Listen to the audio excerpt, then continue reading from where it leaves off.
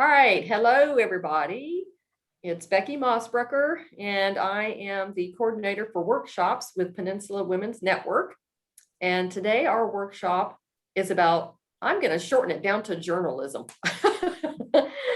And Susan is going to explain to us how to write our story, to pitch our story to an editor, which I find fascinating because I know what I want to say, but I want to say it in a way that it's going to, interest somebody else. So this is totally something that I am interested in. And so for those of you who could not be with us today, it is being recorded and it will be on our YouTube channel, the Peninsula Women's Network YouTube channel. It's for members only, unless you signed up and paid, and then you'll have access. But Susan, it's May 13th, and I'm going to go ahead and let you turn it over. And why don't you tell us a little bit about yourself first, and then you can go ahead into your presentation. Okay. Well, thanks. I'm a journalist. I graduated from Old Dominion University with a degree in English with an emphasis in journalism, and went and worked in newspapers for several years.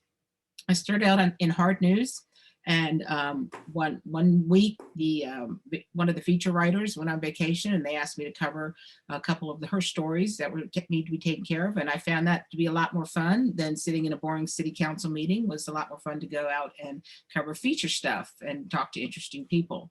So soon after that, that feature writer left the newsroom, and they asked me if I wanted to switch, and I said yes. So I started covering features, and it was very enjoyable, and came back here that was in South Georgia, which was a very great experience to live in a different part of the country after growing up in Norfolk, Virginia.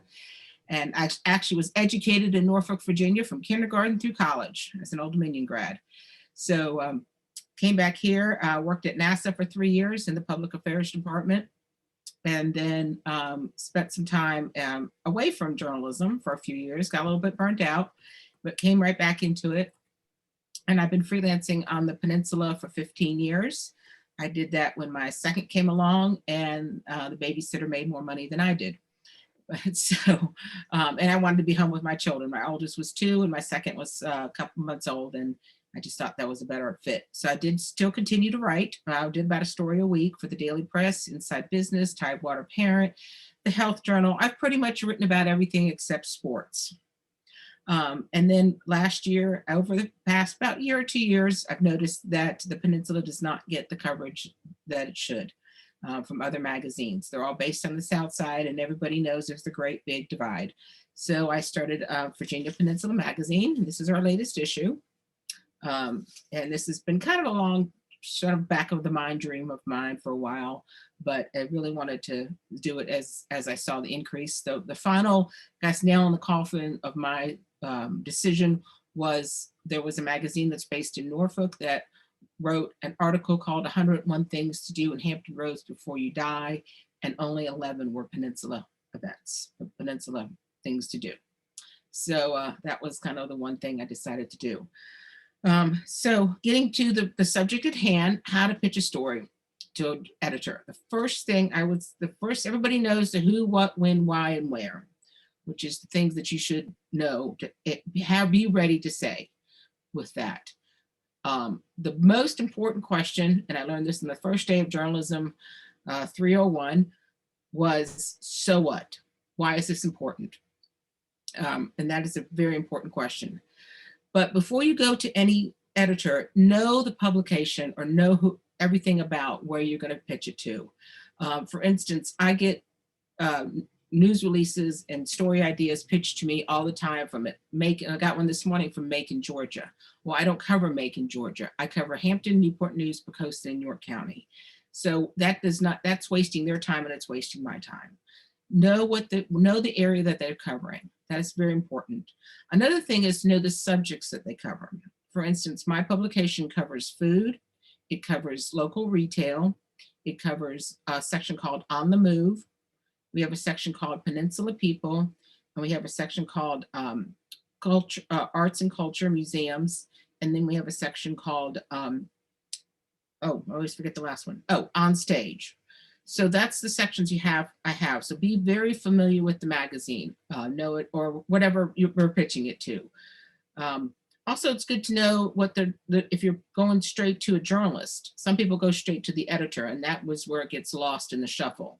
If you can know a journalist in the area that they're covering, if you read the bylines, let me explain what a byline is. It's the line that has the person's name. It's called a byline because it's by Susan Smigelski Acker.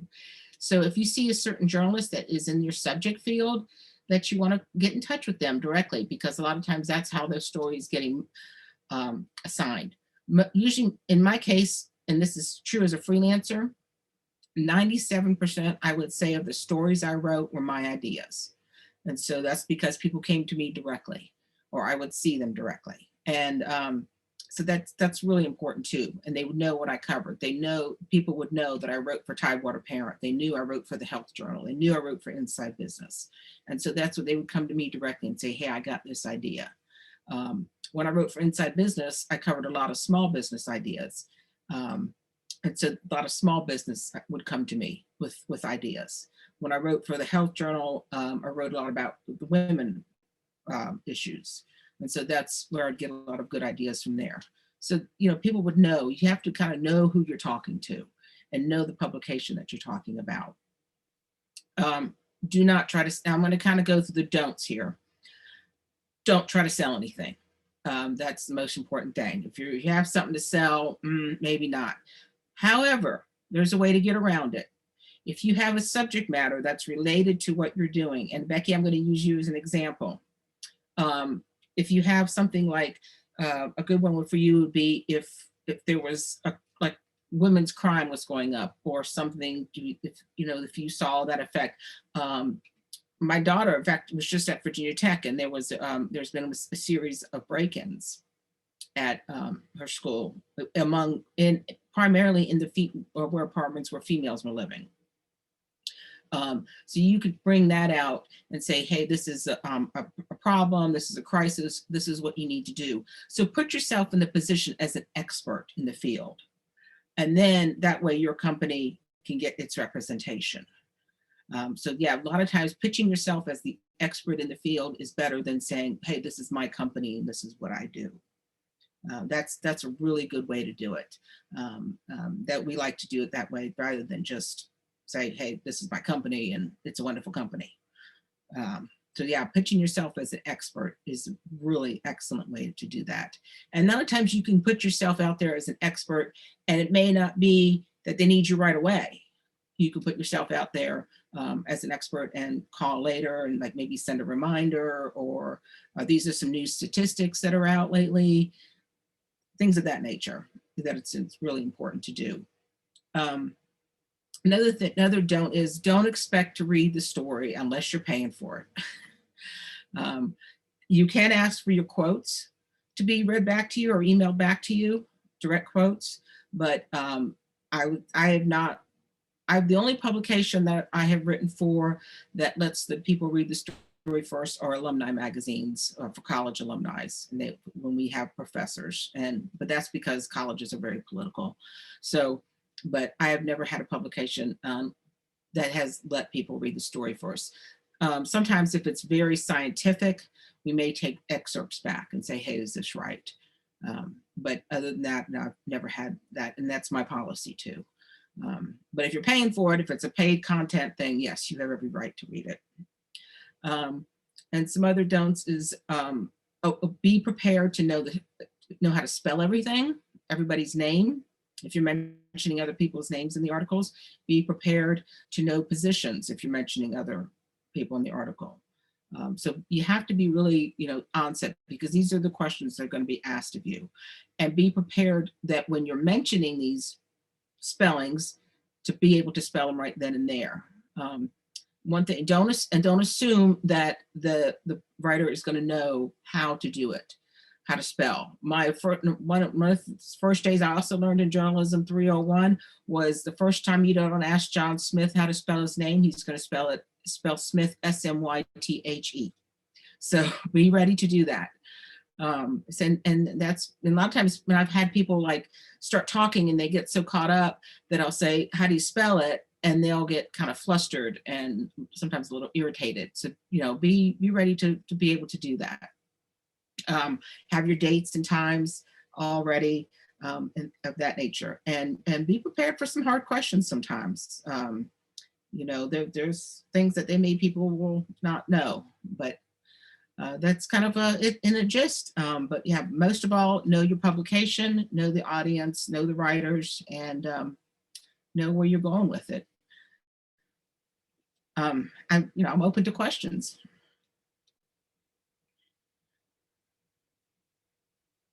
Okay, you said know the publication, know the writer. There was something else you said. I couldn't write fast enough. Okay.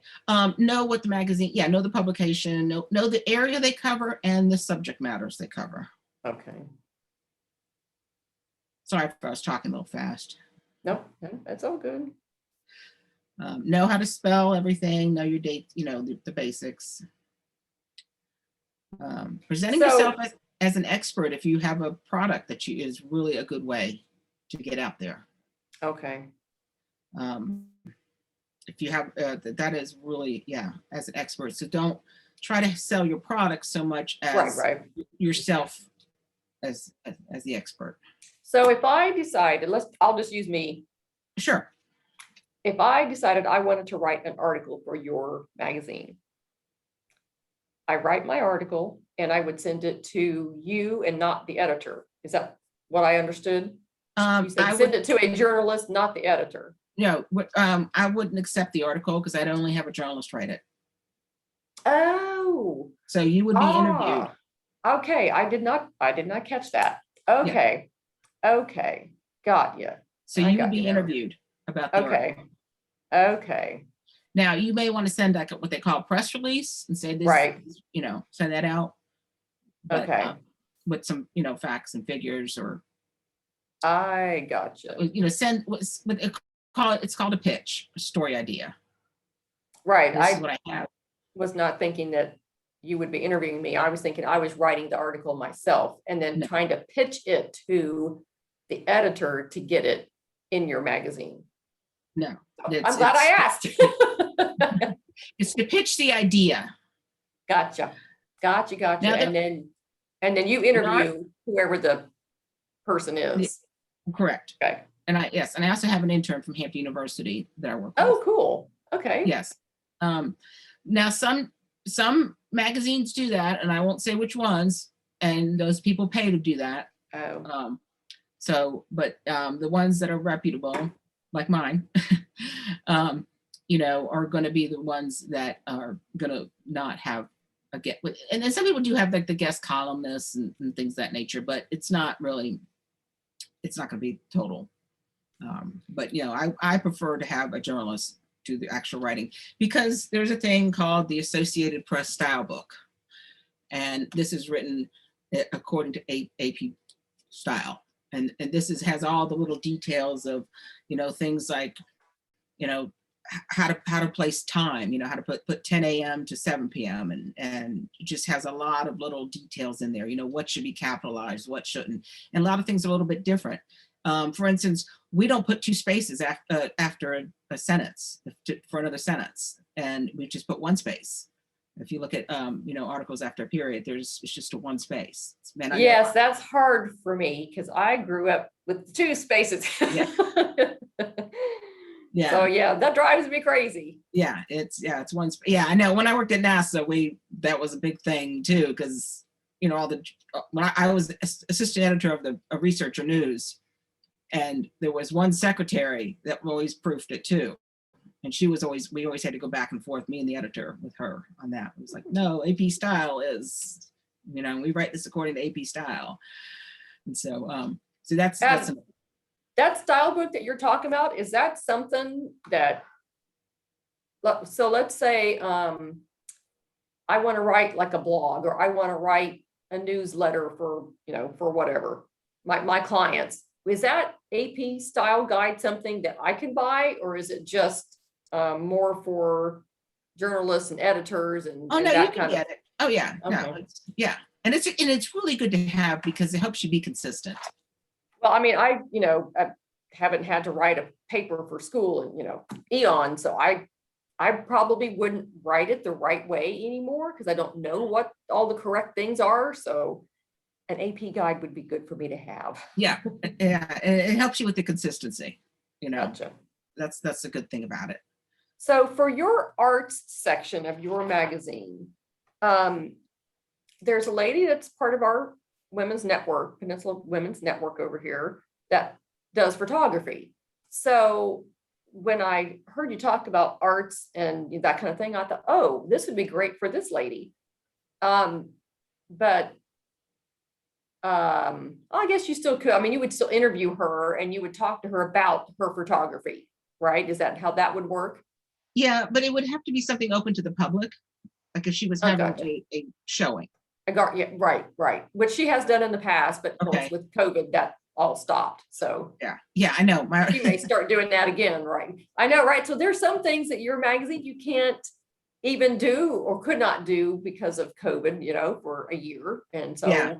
I'm On hoping stage. that things are opening up for you. Yeah, on stage was a difficult one to fill.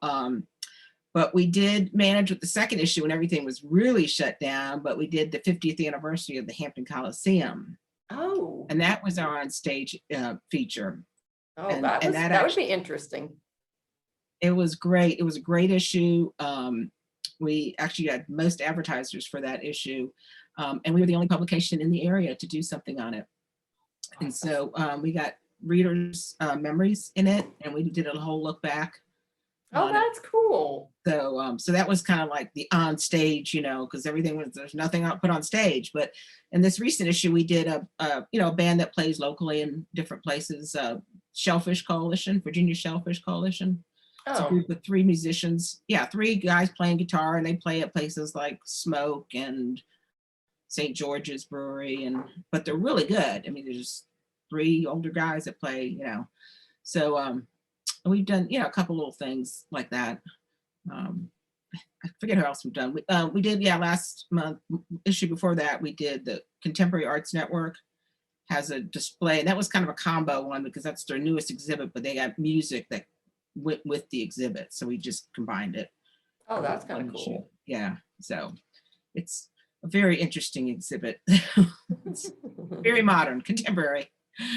I went to the opening last Saturday. So that's cool. Yeah.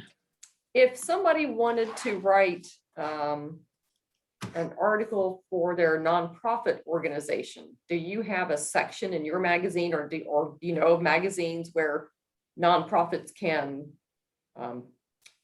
not really, well, I guess advertise their nonprofit status and what they give back to the community, how they give back to the community? You have like a community section in your magazine? I've forgotten. I have a section called Peninsula People. Oh, I heard, yeah.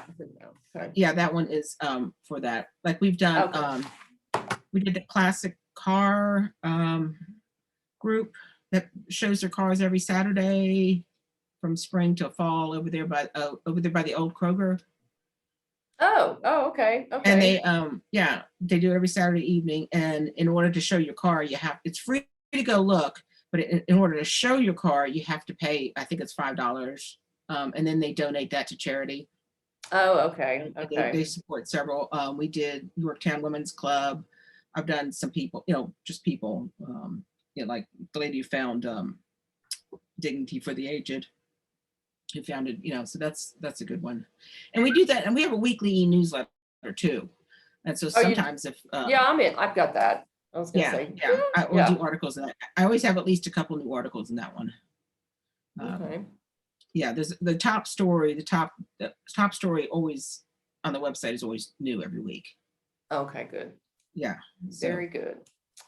All right. Let me see. Is there something else I can think of?